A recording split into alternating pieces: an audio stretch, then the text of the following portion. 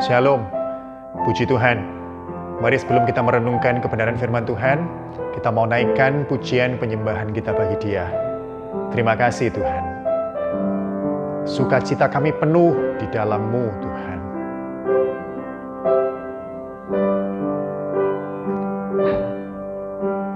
Sukacitaku penuh, ku bermazmur bagimu, karena ku tahu ku telah ditebus oleh curahan darah-Mu. Kami menyanyi Tuhan, ku menyanyi bagimu, ku memuji nama-Mu, karena ku tahu ku berkemenangan oleh curahan darah-Mu. Darah-Mu Yesus sucikan daku, darah-Mu Yesus bebaskanku, darah-Mu Yesus ubahkan daku, ku dijadikan baru. Sukacitaku penuh, sukacitaku penuh, ku bermazmur bagimu, karena ku tahu ku telah ditebus oleh curahan darah-Mu. Ku menyanyi bagimu, ku menyanyi bagimu, ku memuji nama-Mu, karena ku tahu ku berkemenangan oleh curahan darah-Mu.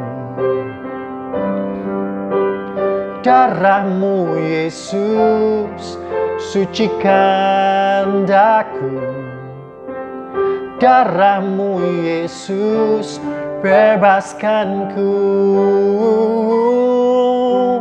darah-Mu Yesus ubahkan daku, ku dijadikan baru. Darah-Mu Yesus, darah-Mu Yesus sucikan daku, darah-Mu Yesus bebaskanku,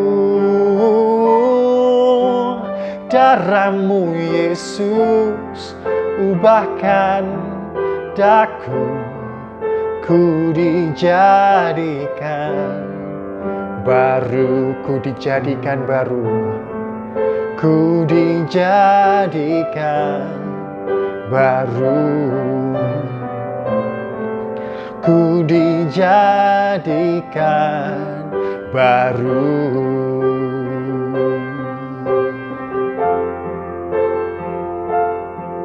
Kami bersuka dalam-Mu Tuhan,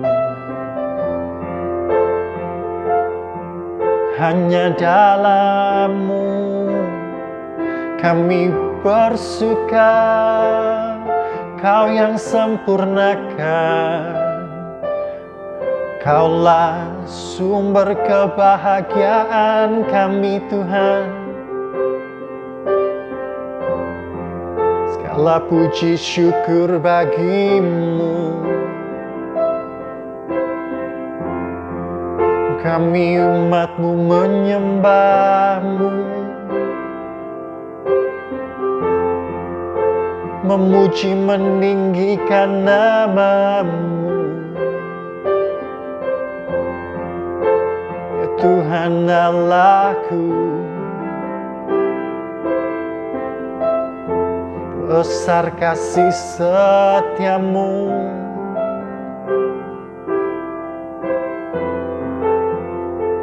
Terima kasih ya Yesusku.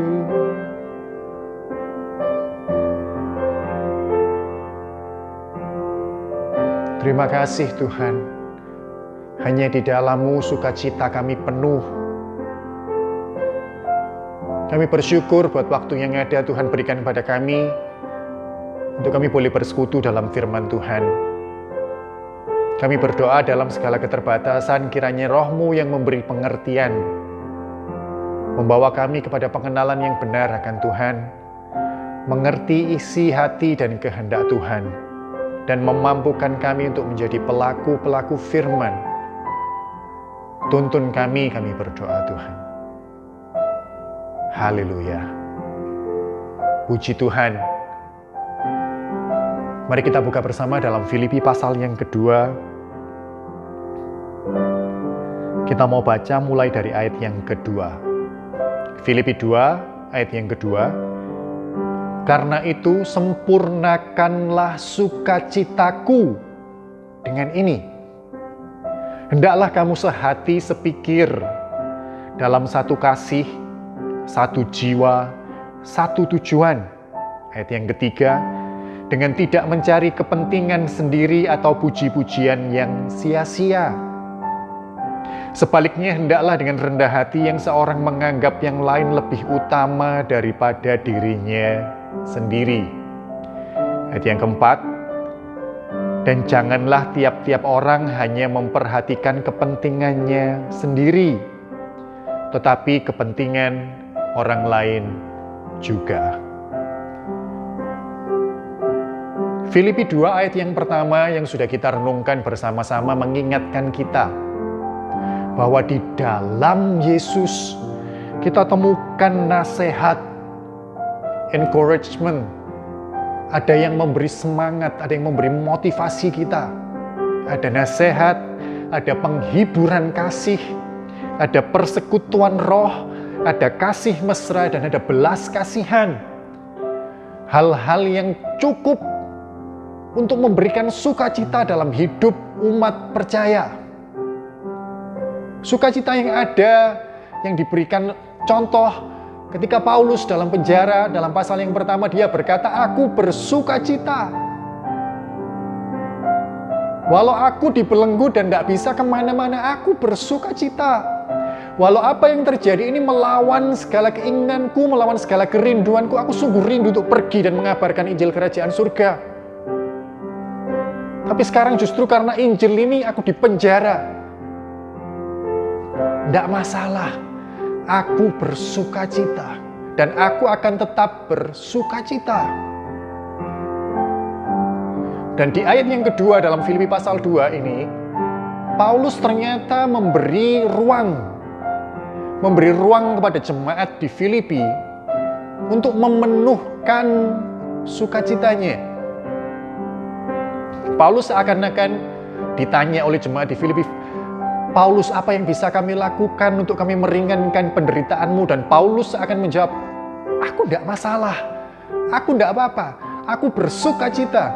Tapi di ayat yang kedua pasal 2 dia berkata, tapi kalau kamu ingin melengkapi sukacitaku, ini yang bisa kamu lakukan untuk aku. Dan Paulus berkata, hendaklah kamu sehati, hendaklah kamu sehati sepikir dalam satu kasih, satu jiwa, satu tujuan.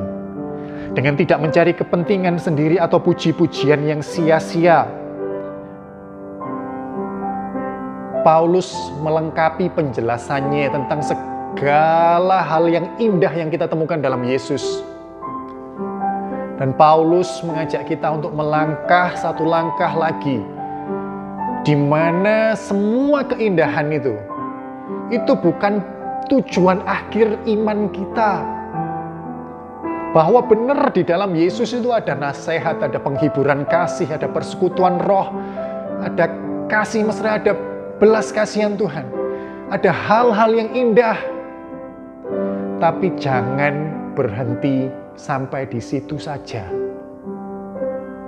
Paulus berusaha menggerakkan jemaat di Filipi untuk tidak sekedar menikmati kasih Allah. Paulus berusaha menggerakkan jemaat di Filipi dan juga kita untuk kita melangkah, untuk mewujudkan, untuk membagikan segala hal yang indah kita temukan dalam Yesus itu kita wujudkan dalam kehidupan kita. Dan terutama dalam persekutuan kita sebagai umat percaya. Dan Paulus mengingatkan kita,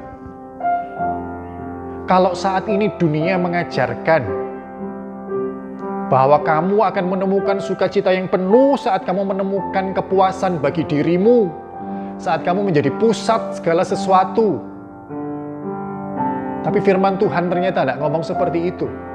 Yang dibagikan Paulus ternyata tidak seperti itu. Paulus berkata, kamu sudah tahu segala keindahan yang ada di dalam Yesus. Jangan pusatkan itu pada dirimu sendiri. Dunia mengajarkan kita untuk ayo penuhi keinginanmu. Capai tujuanmu. Kalau perlu lakukan segala sesuatu, kalau perlu senggol kanan kirimu. Supaya tujuanmu, supaya apa yang kamu inginkan bisa kamu capai. Dan saat kamu mencapainya, segala keinginanmu tercapai, di sana kamu akan menemukan sukacita. Paulus ngomong, enggak. Sukacita yang penuh itu ada di mana? Ada di saat kita menganggap sesama lebih penting dari kita. Sukacita yang penuh hanya bisa ditemukan oleh orang-orang yang rendah hatinya. Ini yang Paulus katakan. Dalam ayat 3, ayat 4, hendaklah dengan rendah hati yang seorang menganggap yang lain lebih utama daripada dirinya sendiri. Dan janganlah tiap orang hanya memperhatikan kepentingannya sendiri, tetapi kepentingan orang lain juga. Mari kiranya firman Tuhan mengingatkan kita untuk kita tidak hanya mengikut Yesus hanya untuk menikmati segala hal apa yang indah itu,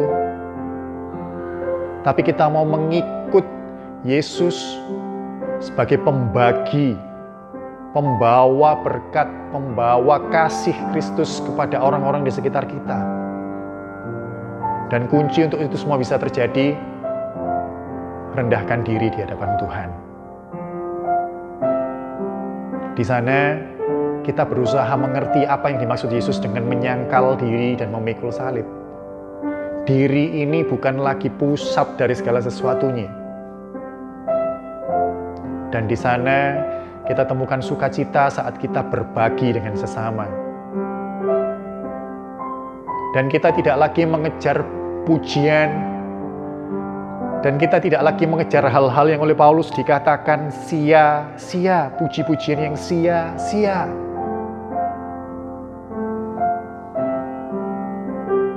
Kiranya Roh Kudus yang menuntun kita, kiranya Roh Kudus yang memampukan kita. Mari kita berdoa. Terima kasih Tuhan, kami bersyukur buat firman-Mu. Kami diingatkan